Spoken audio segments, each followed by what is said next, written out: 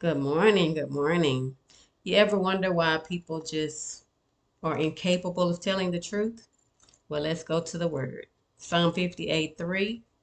Over here on the left side, it says, "The wicked are estranged from the womb.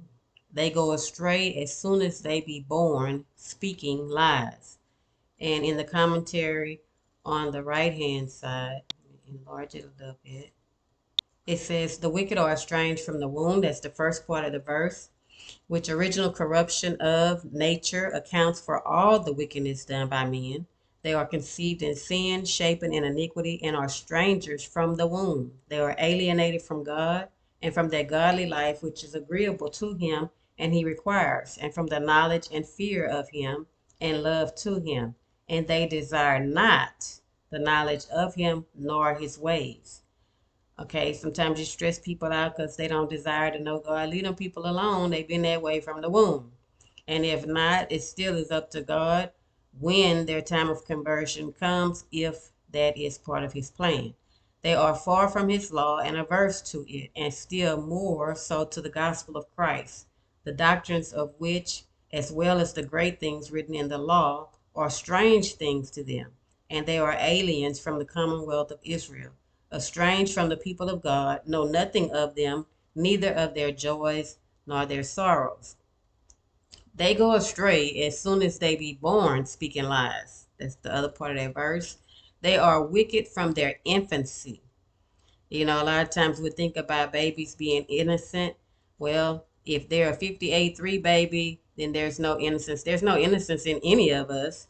But we're speaking of the wicked. We're speaking about the person who is just a liar, and they've been that way from birth, and as soon as they're able to speak, they lie.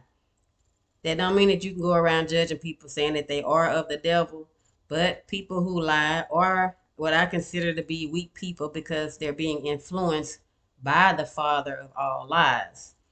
They are wicked from their infancy, from their youth upward, and sin, which is meant by going astray, as soon as they are capable of it, and which is very early. Sin soon appears in the temper and actions of them. They go out of God's way and turn everyone to their own way and walk in the broad road which leads to destruction. And particularly, they are very early guilty of lying. As soon as they can speak and before they can speak plain, they lisp out lies. In other words, they can't even talk, but they lie, which they learn from their father, the devil, who is the father of lies. And so a lot of people, they say we're all God's children. Well, He created all of us, but we don't all belong to Him as far as in a spiritual sense. Some of, belong to the devil. And this is an instance of that. He is the father of lies. And so they continue all their days, strangers to divine things, going astray from God, the God of truth, continually doing abominations and speaking lies. They cannot help it. They were this way from birth, which continuance in these things makes the difference between reprobate men and God's elect.